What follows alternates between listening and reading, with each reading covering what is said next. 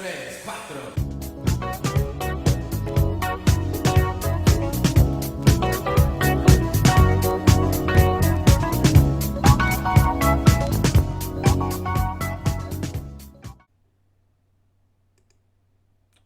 What's up, guys? So, another chapter in I Told You So. Uh, you know, just things that I've been talking about for years. You guys have heard me talk about this too many times. Some of you are newer to the channel, probably don't know that, but yes, I've been covering this stuff for 10 years. I've been talking about it. And this just goes to sort of, you know, lend credence to everything I've been talking about with this game since its release. So here we have Motorsport Games third quarter investor calls, right? This is from Austin Oganowski. So please go check out the original video, which I'll leave a link in the description box. Let them know that I sent you. Okay, I do appreciate when people let me use their content. So let's take a listen to this, and then I'll give you my thoughts. Okay, so Motorsport Games had their Q3 2021 investors call this afternoon. I was left under the impression that this company has a tendency to just invent their own reality, and I'm not a fan of that. I don't support that kind of thinking, so let's just dive into what was discussed. First thing I gotta mention, because this is a big one, Ultimate Team is on the drawing board, and they are going to try and implement this at some point. We continue to review plans around the British Touring Car and IndyCar franchises that we have now on board, whether or not that's suitable for mobile. We've got some ambitious plans around Ultimate Team concepts, probably related to the NASCAR franchise, because we think there's a great opportunity there. We could do very well. Obviously, I don't support this decision at all. The game doesn't even have private lobbies or stage racing, which is an actual NASCAR rule that they just left out. And already, Ultimate Team is on the drawing board. Just ridiculous.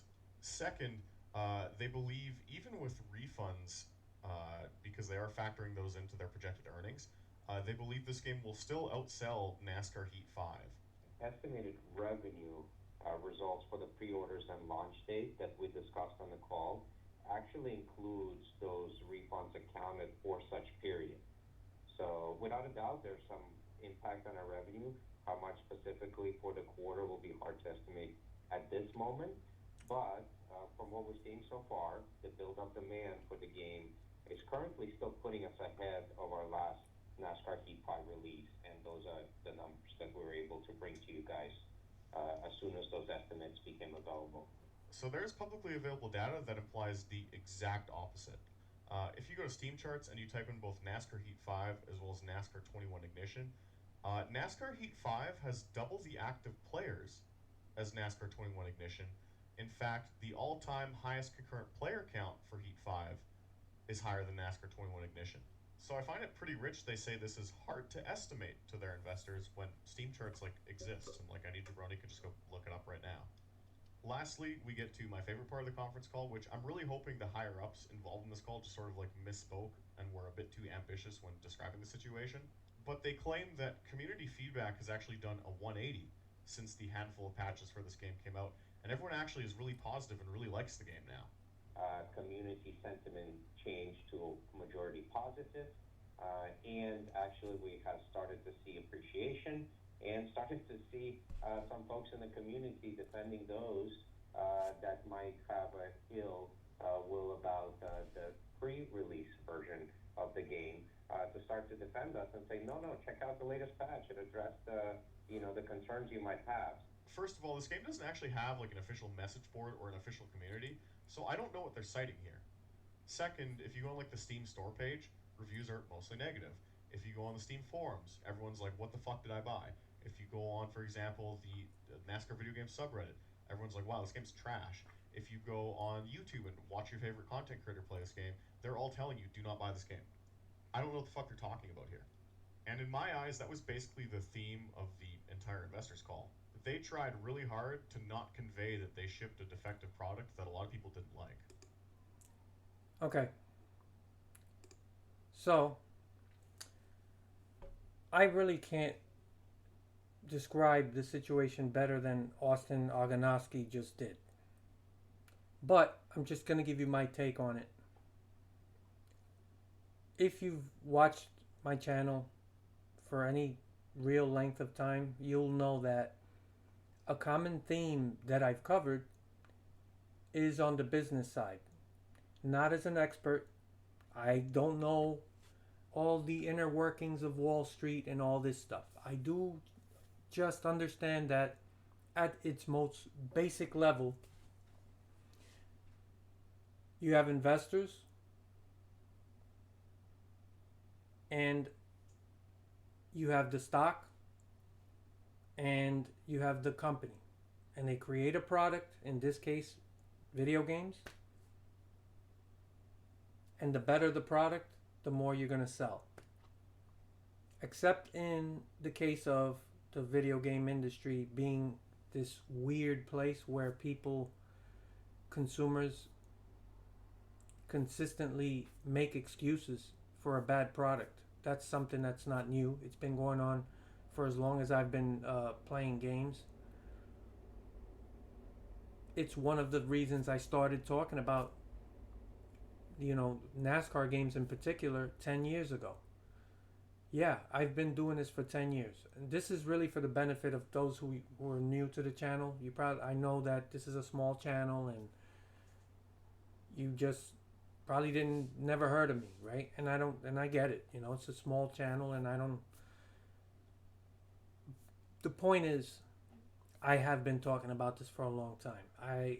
I've been very consistent about this, and I keep telling people that the real problems have to do more with the business model, the way this works. It's not about how talented these developers are, the guys working on the game. The real problems always lie in management, or I should say mismanagement in the case of NASCAR games. The business model, the fact that they're pushing these games out every fucking year, no matter what condition they're in, they just release it. There is no delays.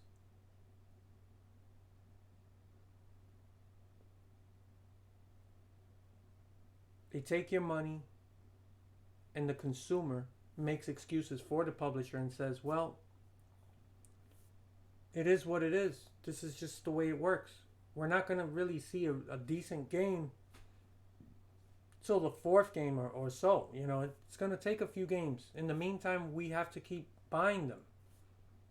Because if we don't, these guys are going to disappear, or no one's ever going to make a NASCAR game, or we have to take the scraps we're giving.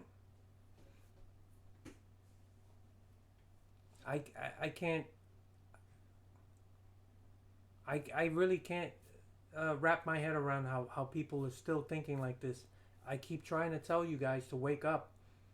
I told you their number one priority is these investors and those quarterly statements. They want to make sure that every time they have one of these meetings or investor calls, they have good news for their investors. All that matters to them is those projected earnings. What's next? What's coming down the pipe? This should have been a meeting to let their investors know the truth and say, we fucked up. This game was not ready. We should have waited longer. And now we are scrambling to make sure that we put the fire out, do the best we can to get this product to an acceptable level, and make sure that we recapture some of that consumer trust. If I'm an investor, that's what I want to hear. I want to hear something where the company is actually addressing the real issue. Instead, it sounds like they're bullshitting their investors. They're just afraid to be honest with them and just tell them, well, even with all the refunds, we're still ahead of the game. The numbers still look good. That alone should tell you where you stand in the list of priorities for motorsport games. You're at the bottom. The investors are at the top. Now, smart investors understand that when you invest in a company, sometimes, especially with a company that's just starting out, this is their first product, you might take a hit early. It's not about the next quarterly statement, it's about 3 years down the line, 4 years, 5. You want to make sure you build to a point where the company is in very strong financial standing. You take a hit early, it's okay. Real investors understand that. They're not panicking about, you know, something they just invested in, and things are going slow. Because had Motorsports Games sat down with them, this is quarter 3, in quarter 2, which they knew this game was not going to be ready. Had they at that point told them, we are going to delay this game, we cannot afford to release our first official product in the condition that it's in, and we just don't have the time.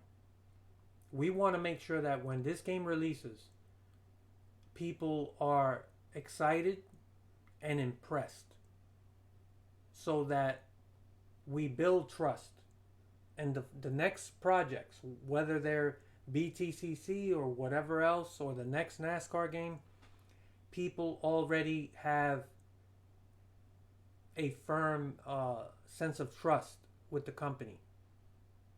Any smart investor would rather hear that than to say, well, the game's coming out. I'm sure they didn't tell them that the game was in the condition it was. They just said, yeah, everything's a go.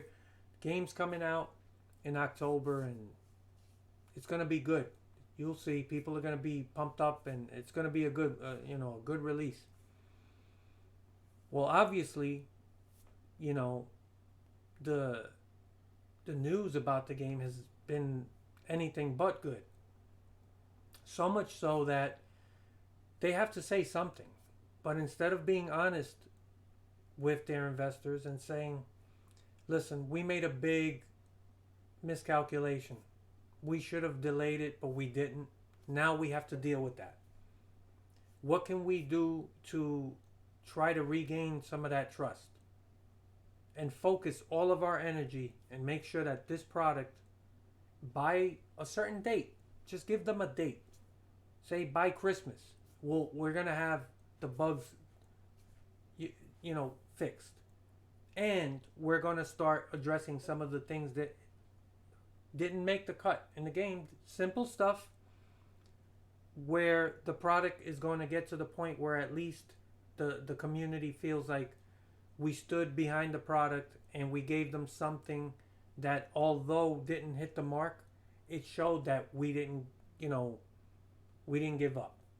Now that wouldn't be enough for a lot of people, and I would still have a negative view of everything, because the fact is this game should never have been released in the first place. That was incredibly irresponsible. I'm just talking about now that that's done, there's no going back, there's no time machine. What do you do from this point forward?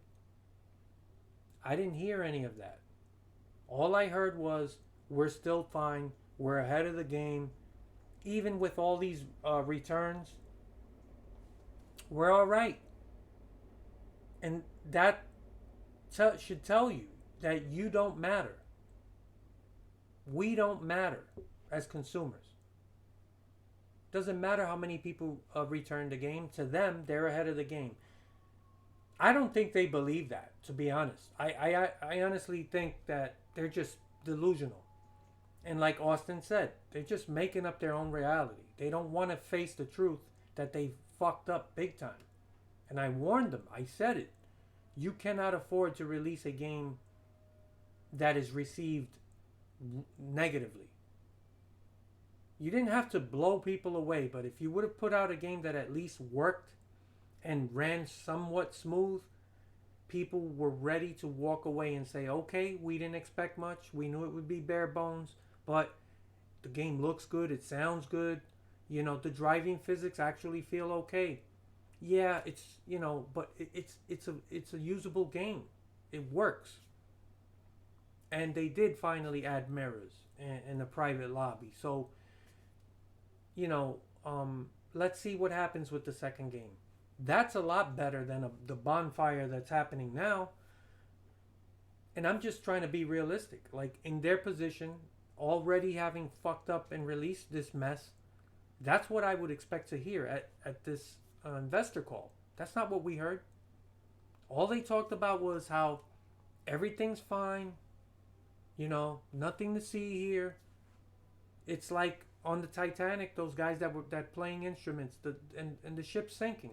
People are screaming, crying, running for life boats and life vests, and they're there looking at each other, just playing. Just keep playing.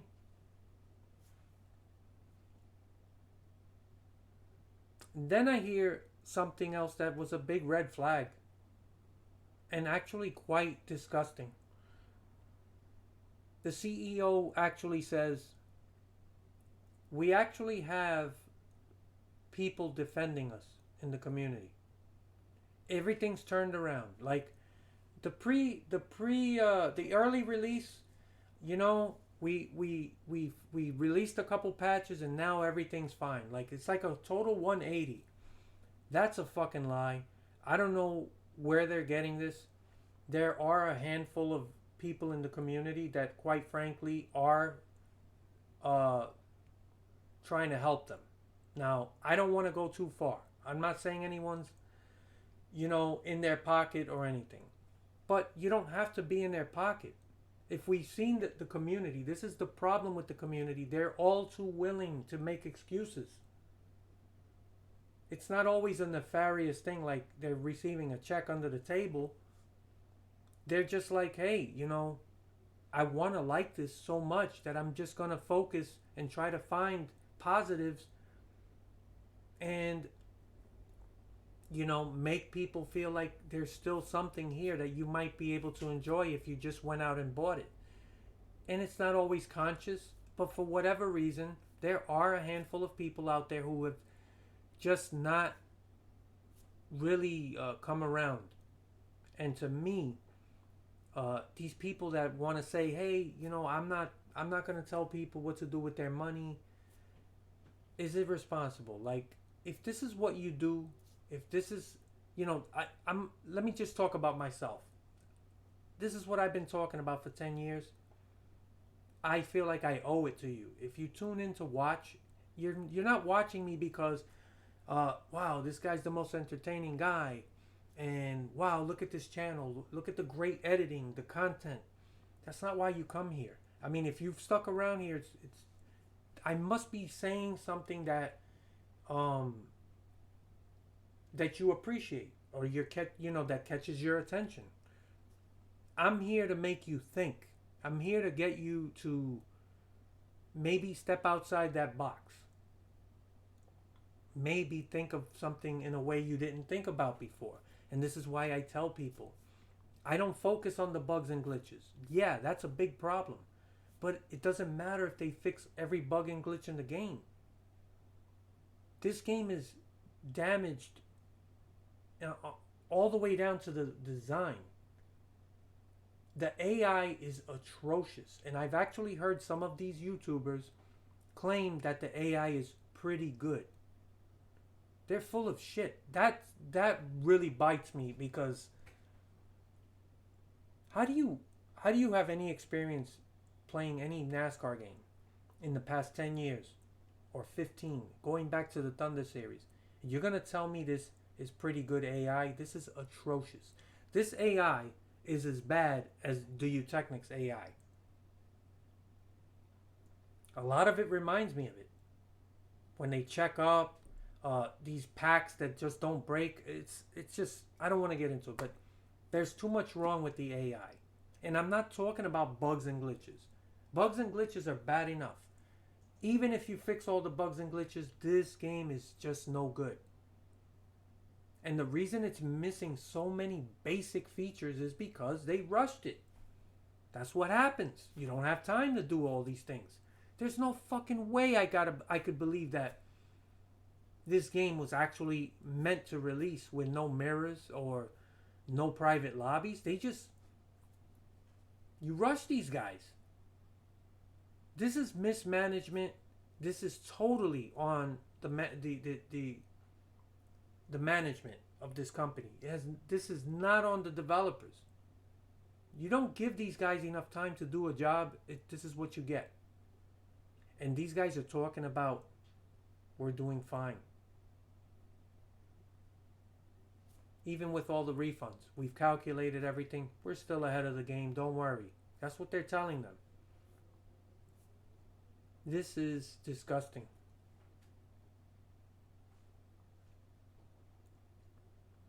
I'm not that surprised. This is what I would expect, like in these, they just want to make sure these investors aren't like panicking. If they start dumping that stock, it's really going to cave. It's going to cave. It's all going to implode. I'll show you in a second. Here we go. You see this? Stock performance? You see that? $10.65. You see that arrow pointing down? That's not a good thing. That's not what you want to see out the box. Now,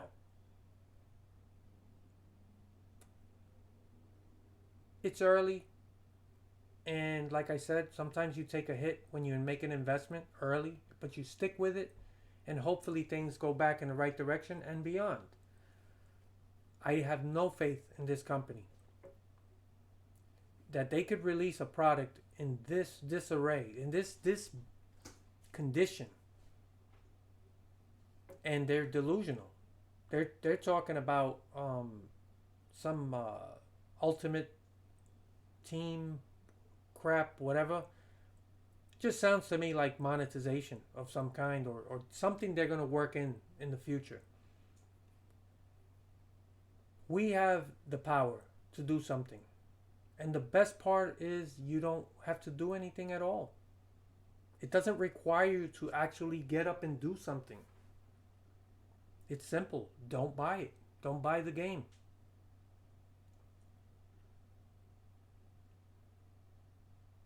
I've been telling you guys about this for a long time, and now you see it unfolding in real time.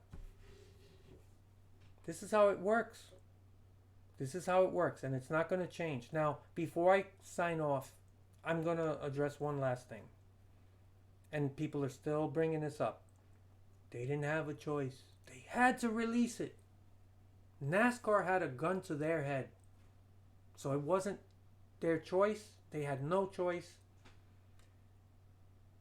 They had a licensing agreement. Licensing agreements, contracts, any kind of agreement, it's only worth the piece of paper it's written on. Contracts are made to be broken. Money talks. Money is all that matters. And there's no contract that's going to supersede money. And when a responsible company sits down with its investors and with the people they hold a license with, i.e. NASCAR, and they explain to them, we have something really good in the oven. We're still working on it. But there's no way we could take this thing out the oven this year. It's going to need this much more time. As disappointed as NASCAR would be, as disappointed as these investors would be, if they're smart and you do your job explaining to them what's at stake, they'll walk away from the table understanding that this is the best decision long term. You don't rush out something that is this fucked up and just say, well, we had no choice. There's a licensing agreement. That's bullshit. Licensing agreements, contracts, they're broken all the time. This is why the courtrooms all across the world are full. They're full of people who are arguing over contract disputes. Breach of contract. Didn't follow through. Then you got to make your case. Well, I'm in breach of contract because of this. And one of the two sides is going to win. In this case, there's nobody in their right mind would have said, I don't care. You just showed me how far behind this product is from being acceptable to release, and I'm still going to tell you release it because of a license agreement? No. That's not how life works. That's not reality. Games do get delayed by responsible companies. Say what you want about Rockstar, and they're not the same company that we once knew. But they are known for delaying games. And you could bring up all the negative, stuff about monetization and how greedy they've become and milking franchises. I get it. I'm with you. But one thing nobody can say about Rockstar is they release games, they rush games out the door and you end up getting a mess. Every game has some level of bugs, glitches, right? It happens to the best games. But they've delayed games for over a year. You think that the investors at Take-Two were happy when they delayed Grand Theft Auto 5 for over a year? When they delayed Red Dead Redemption 2 for over a year? After developing that game was in development for I think 8 years. And they still delayed it. You think that the investors were happy? No. But they understood.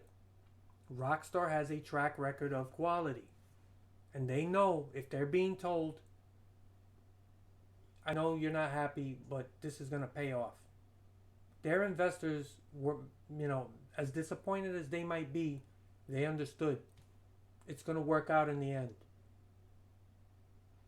That's the difference. When Rockstar announces a game, people trust them. They know this game's going to fucking be awesome. Motorsport Games doesn't really have a track record. This is a new publisher, new company. And I warned, I told everybody, the last thing this is the most important product they will ever release. Because it's the first one. It's the one that introduces them as a game developer to the world. And this is what they release to the world. It shows you what they're willing to do. How can anybody trust them?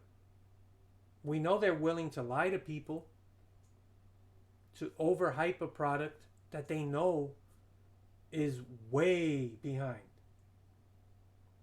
And then this is how they deal with with this emergency. This is an emergency, in my opinion, for a company. This is as bad as it gets. I don't hear a sense of urgency. I don't hear them assuring people that our number one priority is to make sure that we rectify this mistake. We already made this mistake. We own it. We own it. And now we're on it. And we're not going to stop until this game is acceptable. Nope. They're like, yeah, doesn't matter how many refunds go back. We're still ahead of the game. That's all that matters. And to that, all I could say is, I told you so. I look forward to your comments. Later. 1, 2, 3, 4